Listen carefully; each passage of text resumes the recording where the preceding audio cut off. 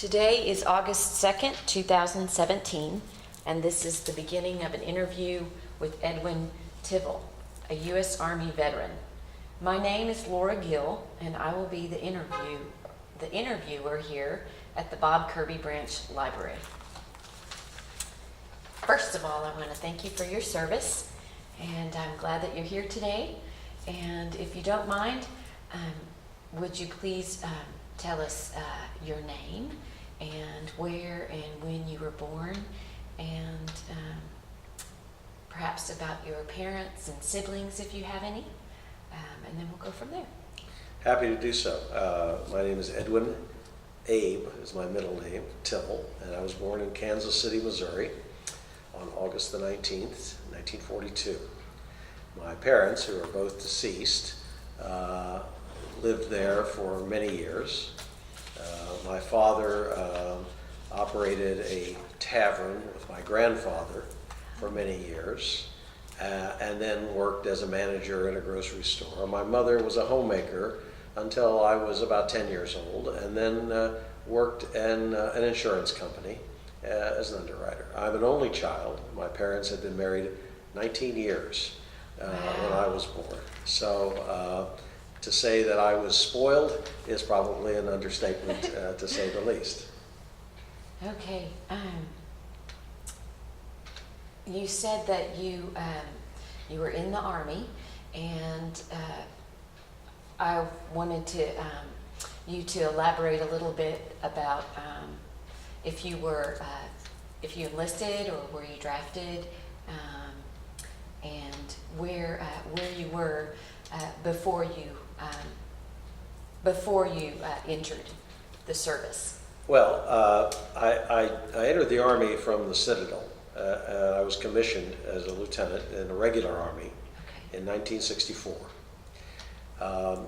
I had decided when I was in high school, and in a high school ROTC program in Kansas City, that I might really like to have an Army career. And part of the reason, frankly, was that my father, who only had a 6th grade education, was not really a successful businessman. And there was no one really in my family at that time close to me who was guiding or mentoring me towards a career in business or in some other profession. And I thought, well, maybe this might be a way to essentially get a job, but also I seemed to have some sort of talent for it. And while I was in the high school ROTC program, I'd been selected on a couple of years as the outstanding cadet in the Kansas City ROTC system, which was fairly broad at that time. So I was encouraged by a sergeant there whose name is Albert Strayhall. He's still alive, World War II veteran. And next to my father is the most influential man in my life. He encouraged me to consider getting a commission and having a career in the Army. I had a friend who had graduated from the Citadel, and I applied and entered the class of 1964. I entered in September of 1960 and graduated 4 years later, as I said, with a commission as a lieutenant in the regular Army. Very good. So what was your focus during college? Did you have any favorite classes, or? You mean besides girls? Besides girls. Yeah. I started off as a civil engineering major and quickly realized that wasn't my forte. Okay. And so I switched to political science and really enjoyed that. I loved the physical aspects of things there. I didn't really shine as a cadet for the first 3 years, which is somewhat of an understatement. And I did receive what was called a contract, an Army contract, and was kind of on the path to getting a reserve commission. But after I attended the 6-week summer camp, which was a requirement between my junior and senior years, at Fort Riley, Kansas, there were about 2,500 of us there, and I turned out to be the #1 cadet in the camp. So when I got back to the Citadel in the fall, the staff had to reevaluate my situation, and I wound up being given a rank as a Cadet Lieutenant, being put in charge of a detail that fired the salute guns for visiting dignitaries, and then appeared before a board and was designated a distinguished military student, which upon graduation would allow me to receive a regular Army commission as opposed to a reserve commission. Very good. Yeah. Wow. That's quite an accomplishment. What, so you said you had a friend at the Citadel. Did you stay in touch with each other along the way? Very briefly. He was actually 4 years ahead of me. He was not there when I matriculated. He had graduated in June of 1960, and I entered in September. I saw him a couple of times. He was in some of the first advisory teams that went to Vietnam in 1960 and 61 for 6-month deployments, and he came back. And I think that I saw him then, and then I think maybe a few years later in Washington, D.C., he became a judge advocate and was in the JAG Corps. And so I saw him, I think, just before I went to Germany a few years later. Wow, that's neat. Okay, so do you, think back after you got your commission. Tell us a little bit about where you were first stationed and what that experience was like. Well, I mean, I was really thrilled. I mean, I remember the first day on active duty, making sure that I'd measured the insignia on my uniform so that it was exactly in the right places. I started off for about 3 months at Fort Jackson, South Carolina. And I was with an advanced training brigade running tactics ranges. But I was really just being held there until I started at the basic infantry course at Fort Benning, Georgia in the fall. And after I completed that, Ranger School, and went through Ranger training, and I was fortunate enough, I had a great Ranger buddy, Robbie Robinson. After I completed Ranger training, and I happened to be the honor graduate of that class, so things were working out well. And then I went to Germany, and I was a platoon leader in a mechanized infantry battalion in Schweinfurt, Germany. I went to school there. And Schweinfurt, yes. There you go. Pig crossing, Germany, yes. That's what it means. So I was in the infantry, but because I was regular Army, my branch, even though I wanted to be in the infantry, I had been branched in the newly formed intelligence branch. Oh, okay. But the law stated that I had to serve 2 years in the combat arm, and even though I applied for and I had endorsements to stay in the infantry, the Army said, no, we need you in this other branch, or I don't know if they needed me, but that I was going to go to the other branch. So at the end of the 2 years in Germany, I had already applied and volunteered for Vietnam. Okay. And I received orders to go to the Army Intelligence School at Fort Holabird, Maryland. At that time, it was located just outside of Baltimore. And I was there for 6 months going to an intelligence officer's basic course and an imagery interpretation course. And at the end of that, received my orders to deploy to Vietnam. Wow. And so how long did you serve in Vietnam? Well, I was there for 2 tours, each one for a year. The first tour, I arrived in late February of 1967. And then my last 3 weeks in that tour was the Tet Offensive of 1968. So it was a kind of an interesting farewell. But I was an advisor. I was with a Vietnamese division at the very bottom of the Delta, very deep in the Delta. So I wasn't with a U.S. unit on that tour at all. Do you, I know talking about Vietnam is probably sometimes difficult, but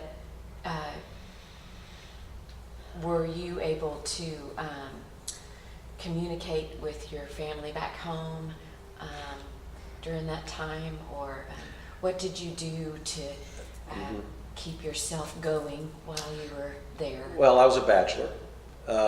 My father had passed away. No cell phones, no email, no internet. We did have something called the Military Affiliated Radio Service, or MARS, which was a shortwave system. And there was a very quick story where I had a MARS appointment to call my mother, and they use a ham operator in the United States. And the ham operator connected me, and my mother and I had a brief conversation. And I had to identify myself to my mother because she didn't quite understand what was going on with this conversation back and forth from somebody who was, I'm overseas, and she's got this strange person saying your son is on the phone. So I had to give her a nickname, which was my nickname when I was a kid, and the nickname was Beanie. Okay. And the reason I mention that is that about 10 years later, I'm serving the Pentagon, and part of my responsibility had to do with dealing with some congressional committees. And at a hearing that was being held, one of the members of Congress, Senator Goldwater of Arizona, came over and introduced himself to me and the general that I was supporting. And as he walked away from me, he turned around and he said, "You're Beanie." He was the ham operator. Oh my goodness. And needless to say, I turned as red as the light on that camera and had to explain to the general next to me what that was all about. He also asked how my mother was. Oh, very good. That's great. That's a great story. But the answer to your question, I don't have any difficulty talking about Vietnam. And I've said several times, and it sounds simplistic, Vietnam and the people there are absolutely beautiful. The country's beautiful, the people are beautiful. And it's really sad that they had such a terrible history of warfare for so many centuries, not just in the recent past. But I would love to go back, and have thought, my wife and I have talked about it, and perhaps we will one day. Yeah. So after Vietnam, where did you go? And what did you do? I returned to the United States for more schooling. I went to the Intelligence Advanced course, again at Fort Holabird, Maryland, which is a 9-month course. And then I was assigned to the Defense Intelligence Agency, but I really was working for the Central Intelligence Agency at an organization called the National Photographic Interpretation Center. Oh, wow. And in those days, and this was 1968, 69, 70, the fact that we were using satellites was still a classified fact. That has since been declassified long ago. But our job at NPIC was to interpret the satellite imagery that was being taken over various targets throughout the world: Soviet Union, the Eastern Bloc, Asia, South Asia. And so for 2 years, I actually sat at a light table and looked at aerial photography. Did you pick up photography at all on your own outside of No, that? not really. I mean, nothing except in a casual way. Did you have any hobbies or develop any hobbies Excuse me. at this point in your life? I really enjoyed squash and racquetball, and so I would spend a lot of time playing squash and racquetball, and you could find a lot of guys in the Washington area who did that, and that really became kind of my off-duty focal time. And I mean, I enjoyed. Again, I was still still unmarried, so I was enjoying social life. Okay. So, all right. So you've already been quite a few different places up to this point. So you can just keep moving forward with what you did and where you went. Well, while I was at NPIC, I decided to start graduate school. So I started at night, University of Maryland. And then the Army had a program called Bootstrap, in which they would allow you 6 months full-time to finish a degree. And I applied, and so for about 6 months, I was a student. Wow. And my job was to get up and attend classes at the University of Maryland in College Park. While I was there, sadly, there were a number of anti-war protests going on at this time, and including the tragedy at Kent State, where guardsmen killed some students, which resulted in more riots. And so while I was a student and in class, I suddenly smelled tear gas because the students were rioting and the police were on the campus, and so it was kind of an interesting situation. I wasn't in uniform. Nobody really knew I was in the Army. My hair was bushy and not gray. So I was gassed. I was tear gassed by the authorities at that time. But I finished that, and shortly thereafter got married. And a month after I got married, I went back to Vietnam. Oh wow! Now, where did you meet your wife in? In Maryland. Maryland. Yes. You went back to Vietnam. This is my former wife. I met in Maryland. So, so you went back to Vietnam, and was that a year? That was a year. It was actually 10 months, and this time I was in Saigon. Oh wow! Now called Ho Chi Minh City. Right. But I was in Saigon with an intelligence battalion, and again, it was involving aerial photography. It was kind of both of my assignments in Vietnam. The first one, as an advisor, I mean, I saw, a fair amount of combat. In the Saigon assignment, there was none. We were living in the city, living in a villa. I'd get in my Jeep, I'd drive to work, and then I'd drive home. My first assignment, though, when I was an advisor, I got off the plane after being processed. I got off this aircraft at this remote airstrip in the town of Bac Lu, Vietnam, fully ready to engage the enemy. I had all of my gear on. My weapon was fully loaded. I had a couple of grenades, a steel pot, and I was met by this fellow in flip-flops, shorts, and a Hawaiian shirt who told me I was just in time for the Sunday barbecue. Oh my goodness. So it was a little bit, the second time I was a little more savvy, I guess. But I was in Saigon essentially for about 10 months. 10 months. Okay. And then after that, where did you go? After that, I came back to the DC area for about 3 months on a little temporary assignment, and my wife and she had 2 children, so the wife and the 2 kids and I went to Fort Leavenworth, Kansas. I was attending the Army's Command and General Staff College at Fort Leavenworth. So that was a 9-month sabbatical, if you will. Wow, so up to this point, you have had a lot of training and, and education. Oh my goodness. Okay. So I go to Fort Leavenworth, and you spend 9 months, and it was very good. I mean, it's intense. You're doing a lot of reading, and you're doing a lot of studying in various subjects. I was at the conclusion of that, we were assigned to the 4th Infantry Division, the 4th Infantry Mechanized Division at Fort Carson, Colorado. Oh, okay. And spent a lovely 2 years in Colorado Springs. And I was with a brigade initially, and then was the deputy G2 or intelligence officer for the 4th Division. And that was an interesting assignment. Again, I'd been in a heavy division, my first assignment as a platoon leader in Germany. So I was very familiar with armor and mechanized units. But I was there for 2 years, and then got assigned to the Pentagon. I was picked to go on the Army staff. Wow. So I'm now leaving this world that I know and going into this world of high-level staff.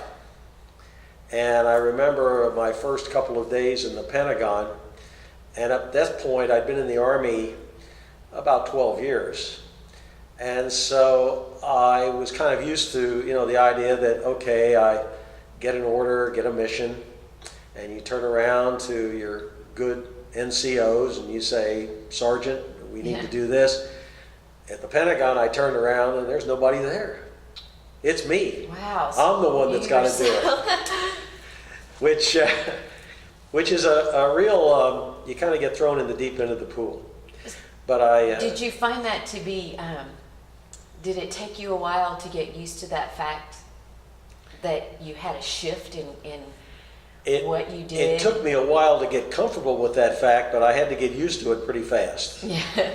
Because they just don't give you much time to, it's a pretty steep learning curve. And, right. Everything's got to be done yesterday, and it's got to be done a certain way. Fortunately, I had, there was a woman in those days, they were called secretaries. She wasn't my secretary, she served a group of us. Just an amazing woman who'd been there, seems like forever, and knew everybody and knew how to do things. And fortunately, she kind of took me under her wing. Mary Paul Chamberlain was her name. Her first name was a double first name. She always would let me just say that, God rest her soul. It's not a middle name. But she took me under her wing. And then there were several other fellows that I knew from who'd been either with me at Leavenworth or some other places. So they kind of shepherded me over the first few months of, where's the men's room and how do you get down this hall and how do you write a paper and things like that.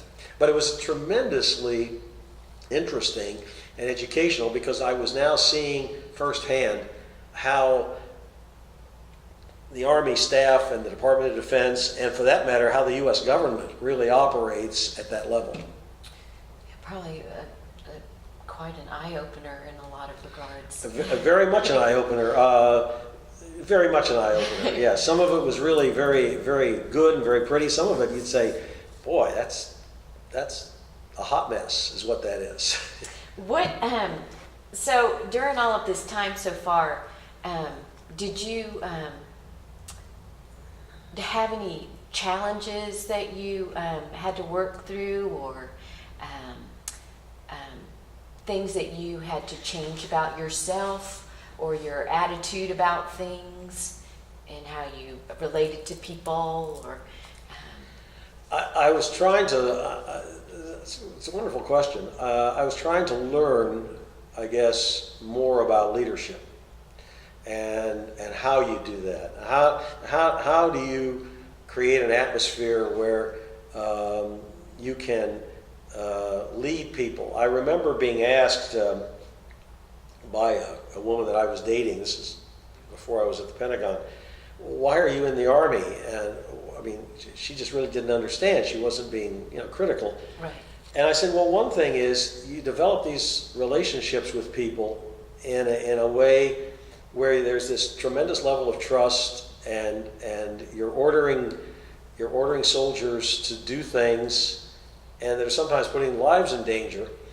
But there's a sense of trust, and you develop this relationship. And I said, I've never experienced that anywhere else. And I said, that's probably one of the things that I really enjoyed the most. So, I was focused on that.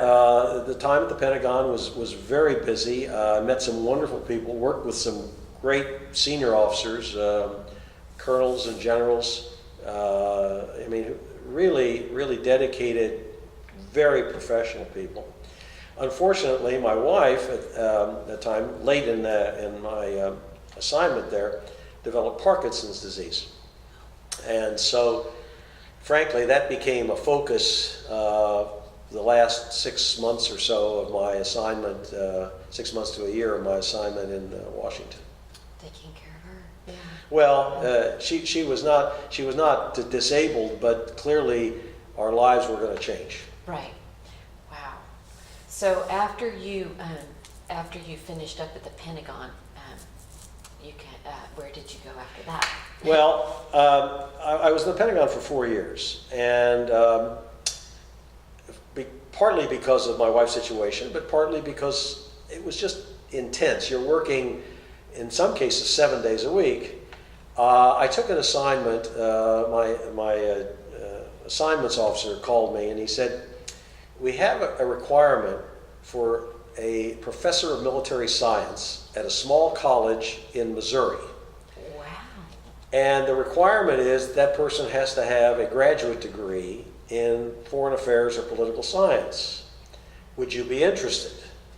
And I thought to myself, well, this is a lower key assignment given my wife's situation, and we'd had a baby at that time. She was about 4 years old, 5 years old. And I said, yes, I'll take it. So, well, it was in my wife's home state and my home state. My wife's family was in St. Louis. My mother was still alive and lived in Kansas City, and this assignment was right in the middle at a college called Westminster College.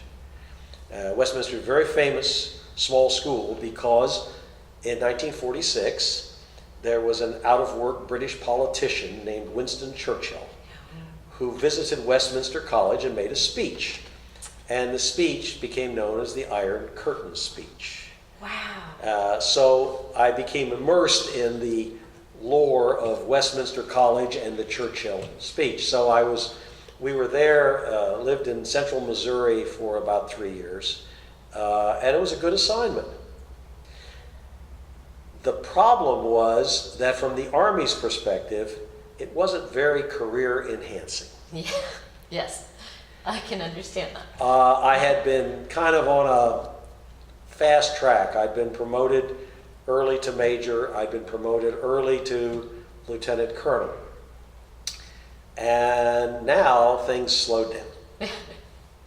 I was not selected for battalion command the first time, or the second, or the third. Oh my goodness. And my feeling was, well, it's better think about retiring. I was getting, I hadn't reached 20 years yet, but I was getting close. Okay. So I talked to my assignments officer, and we agreed that I would get an assignment at the Army Intelligence School, which had now moved to Fort Huachuca, Arizona. Okay. So we packed up and went to Fort Huachuca, and I was there heading a department of tactics in Fort Huachuca, and had the amazing experience of meeting and becoming associated with a most wonderful man named Sidney T. Weinstein. And Weinstein, who is now gone, eventually retired as a lieutenant general, was the head of Army intelligence. And Tom Weinstein and I became very, very close friends. His wife, Pauline, is still living, thank God. But Tom, I guess, after we got to know each other, wondered why my career had kind of taken this detour. Right. He recommended to a classmate of his, a general named Jack Woodmansee, who needed a G2 for his division, the 2nd Armored Division at Fort Hood, Texas, that I should be the guy. Woodmansee, I think, accepted me because he trusted Tom Weinstein, not because he knew me. Yeah. So after only a year at Fort Huachuca, we moved to Fort Hood. Oh, wow. And I become the G2, the intelligence officer. Right. Tremendous division, tremendous leadership laboratory. The Corps commander, we were in the 3rd Corps, 3rd Armored Corps. The Corps commander, named Walter Ulmer, was a student of leadership. And this was a leadership laboratory. He just did all sorts of things that broke molds. And so I learned a lot there. So I'm at Fort Hood, and the battalion command list comes out, and I'm on it. It's my last period of eligibility. So I'm now selected to command a battalion. And a month later, the colonel's list came out for promotion to full colonel, and I'm on it. Yay. And so all of a sudden, this detour has now detoured back. Yes. And I'm on a fast, if late blooming, track. I wound up taking command of a battalion at Fort Hood, a Corps battalion, and I was able to command not for the full 2 years, but only 16 months because I was promoted. Wow. So in the meantime, I'd been selected to go to the War College. So after that, I went to the War College. I'd been promoted to colonel and was assigned at the conclusion of the War College to the Pentagon, to the Army staff, working for General Weinstein, Oh my goodness. who was now the head of Army Intelligence. I was in the Pentagon for a year, and I was selected to command a brigade. And the brigade that I was assigned to was the National Security Agency Field Station Augsburg, and the Army's component of that was the 701st Military Intelligence Brigade. Wow. So, again, people really gave me opportunities. They put a lot of faith in me, and things that just kind of fell into place. And went to Germany and was at the field station for 2 years. It was obviously a very interesting time. This was 1987, 88, 89. Yeah. The Soviet Union was starting to feel the fractures. The solidarity movement in Poland had begun. A lot of things had happened. But I was working with about 2,500 of some of the most professional people, Army, Navy, Air Force, NSA civilians, some of the most professional people I've ever worked with, dedicated people, and enjoying Germany. Yeah, did you get to do a lot of traveling outside Yes. of Germany? What was your favorite? Greece. Greece, wow. It turned out that part of the organization of my field station, I had a detachment in Athens, Greece. Oh, wow. So, needless to say, you have to visit your detachment. Right. But on one occasion, I took my wife and daughter, my youngest daughter, who was the only one with us, and we went to Greece and went to Santorini and went to a couple of other places, and that was a wonderful, wonderful thing. But we visited London. And we visited London, and we visited Italy and Austria, so we got to see a good bit. You have had quite a life. All your traveling. I was wondering if you could share, maybe on a serious note, how has your military service impacted your feelings about war and the military in general? A really good question. I can remember as a lieutenant, newly commissioned, I hadn't even gone to Germany yet. I just finished infantry basic, and I guess I had gone to Germany, and I'd come back, and I was on my way to Vietnam. That's it. And I was in Kansas City, and I was visiting some of my family, and the husband of one of my cousins asked me why I wanted to be a baby killer. And I said, I said to him, I said, you know, I said, if it was up to me, I'd stay a second lieutenant the rest of my life if you could assure me that we'd never have to go to war again. And I said, you can't. I'm not going to be a second lieutenant the rest of my life, and you cannot assure me we'll never have to go to war. I think that any professional soldier is probably the biggest hater of war, because we've seen it. And so, you know, I recognize that sometimes force is necessary. It's the only option.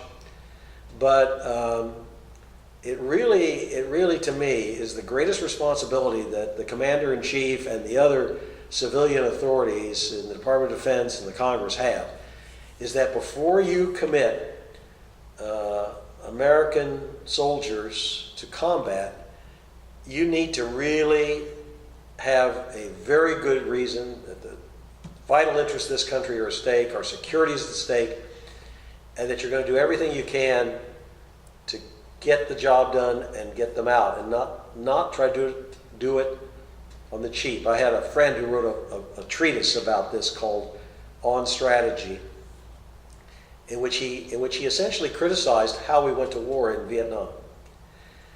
And the lessons of that book were applied in the first Gulf War by Colin Powell and Norman Schwarzkopf, and by President Bush, and by the Secretary of Defense. They were applied there, and we were successful. Sometimes we've lost sight, I think, of those lessons. Right.